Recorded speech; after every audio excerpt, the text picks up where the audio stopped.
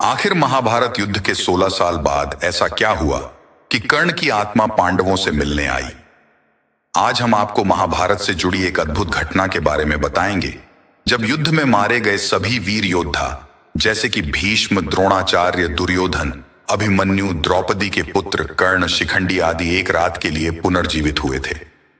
यह घटना महाभारत युद्ध समाप्त होने के 16 साल बाद घटी थी। दोस्तों, युद्ध में एक तरफ कृष्ण थे तो दूसरी तरफ कर्ण। कर्ण दुर्योधन के मित्र थे और कृष्ण अर्जुन के।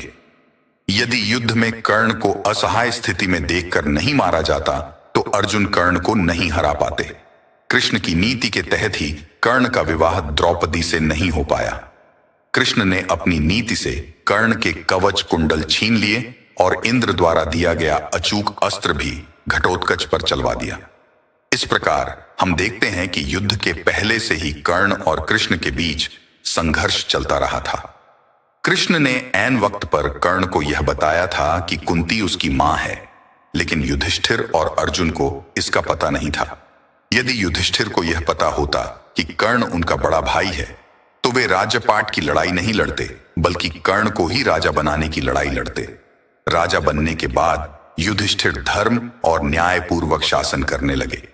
युधिष्ठिर प्रतिदिन धृतराष्ट्र और गांधारी का आशीर्वाद लेकर ही अपने कार्य करते थे। अर्जुन, नकुल, सहदेव और द्रौपदी भी धृतराष्ट्र और गांधारी की सेवा में लगे रहते थे। लेकिन भीम के मन में धृतराष्ट्र के प्रति हमेशा द्वेष रहता था। भीम कभी कभी धृतराष्ट्र के सामने ऐसी बातें कह देते थे जो कहने योग्य नहीं होती।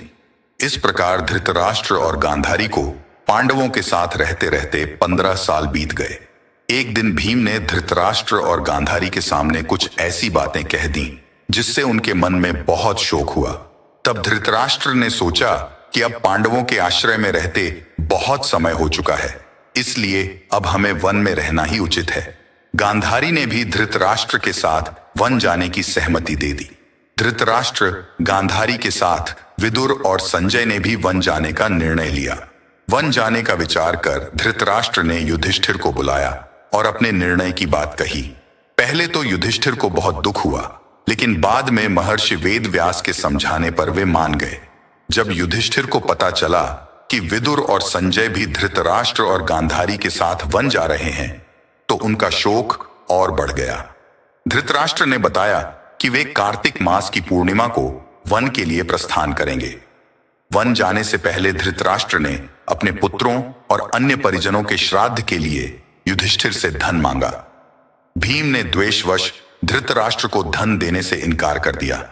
तब युधिष्ठिर ने उन्हें फटकार लगाई और धृतराष्ट्र को पर्याप्त धन देकर श्राद्ध कर्म संपूर्ण करवाया।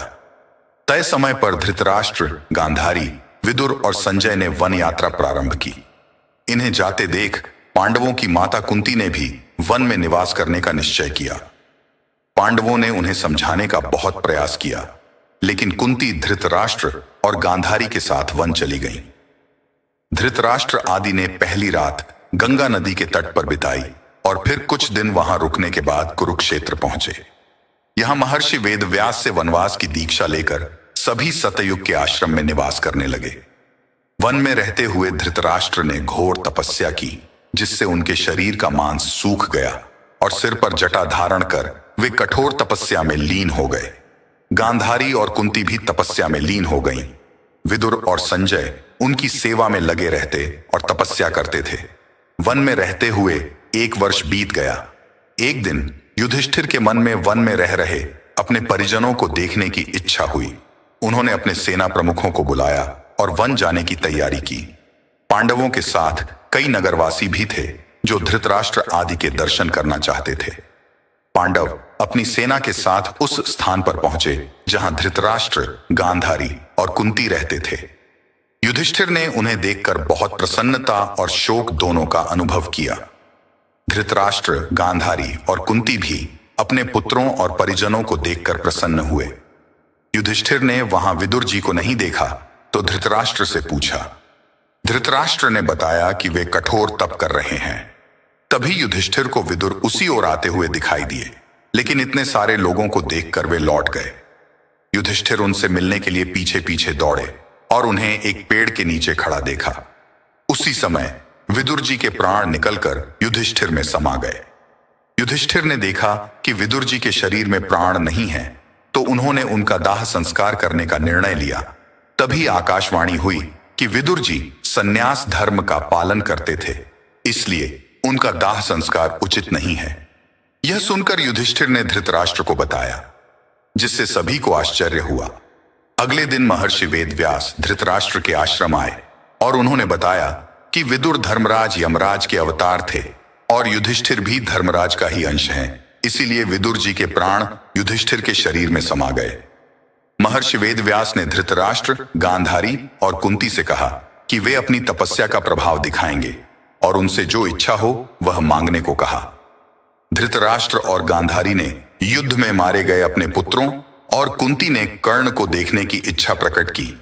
द्रौपदी आदि ने भी अपने परिजनों को देखना चाहा। महर्षि वेदव्यास ने कहा कि ऐसा ही होगा। रात होने पर महर्षि वेदव्यास ने गंगा नदी में प्रवेश किया और पांडव और कौरव पक्ष के सभी मृत योद्धाओं का आह्वान किया। थोड़ी ही देर में भीष्म, द्रोणाचार्य, कर्ण, दुर्योधन, दुशासन, अभिमन्यु, धृतराष्ट्र के सभी पुत्र, घटोत्कच, द्रौपदी के 5 पुत्र, राजा द्रुपद, धृष्टद्युम्न, शकुनी, शिखंडी आदि वीर जल से बाहर निकल आए। उनके मन में किसी भी प्रकार का अहंकार या क्रोध नहीं था। महर्षि वेदव्यास ने धृतराष्ट्र और गांधारी को दिव्य नेत्र प्रदान किए। अपने मृत परिजनों को देखकर सभी के मन में हर्ष छा गया। सारी रात अपने मृत परिजनों के साथ बिताकर सभी के मन में संतोष हुआ। महर्षि वेदव्यास ने वहां उपस्थित विधवा स्त्रियों से कहा कि जो भी अपने पति के साथ जाना चाहती हैं, वे गंगा नदी में डुबकी लगाएं। महर्षि वेदव्यास के कहने पर स्त्रियां गंगा में डुबकी लगाने लगीं और शरीर छोड़कर पतिलोक में चली गईं। इस प्रकार वह अद्भुत रात समाप्त हुई।